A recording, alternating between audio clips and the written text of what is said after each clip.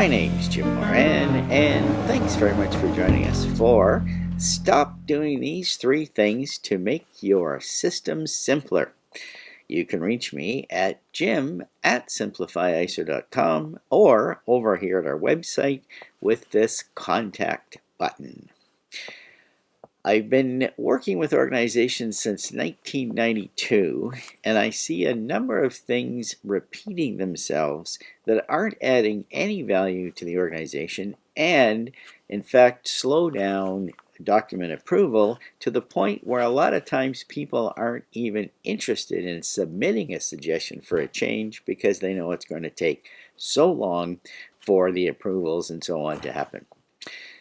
One thing I see repeatedly is a requirement that the organization has done by itself to itself, where they require a number of different signatures. The most outrageous example of this I saw was with an organization here in Ontario. They were research and development, I will admit, but some of the documents required 9 approvals.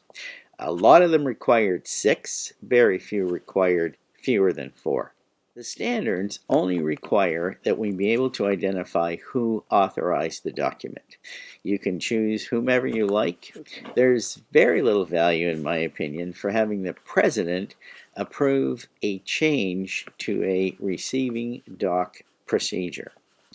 So think about who needs to approve documents. In a lot of cases, the person who manages the system can be all the approval you need.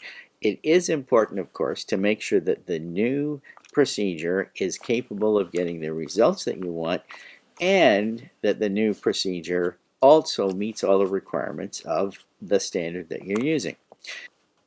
The next thing that I often see in documents is an additional requirement that people have placed on themselves for revision. Revision 1, Revision 2, Revision 3, Revision 1.0, Revision A, Revision B, Revision C, and so on. You can identify the revision status of any document very simply and easily just by putting the words last modified date, put a colon, and then insert, in Microsoft Word, insert a field and have the field choice be saved date, so that every time someone modifies the document and makes the save, then the date changes. That's really all you need to know. When was the last saved date? This way, if a person has a printed copy on their desk, all they have to do is go to your system. I'm assuming you have an electronic system by now, and compare the date on their printed copy to the one on the system. The reason I'm suggesting you ditch the Rev A, Rev B, Rev C method is because if you have to change anything on a document related to revision control, if you have to change anything mechanically, at some point you're going to miss the change. I can guarantee it. Might take 100 documents, 200 documents, 1,000 documents, but at some point in your document management life, if you have to make manual changes to any document, you're going to miss one. Another thing that could save you a lot of time that doesn't add any value is the archaic practice of including a thing called a revision list at the end of your document.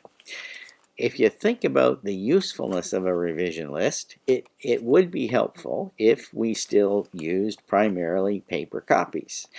Since everything is electronic now, there are other ways to show what changes were made. And by the way, the 2015 version of ISO 9001 and 14001 at least, the others as well, no longer require that you identify the changes. All the other versions did, and people had many different ways of doing it. One of them was the revision table, or the list of revisions.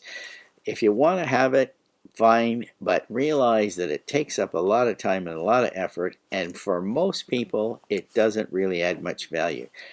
If you do have a regulatory body that requires that you identify the changes, you can do this either in a log or you can do it in an email that accompanies the document. Check with your regulatory body to see if that would meet their requirements. If you'd like to see how our platform can really simplify document control, help you out with closing out nonconformances on time, improve employee engagement, help you with internal audits, you'll see a little tab on the website called Schedule a Demo. I'd be happy to take 10 or 15 minutes to walk you through it to see if it's a fit for you. Thanks very much for joining us, and be sure to tune in next time for more employee engagement tips. What's in it for me? Bye for now, and we'll see you next time.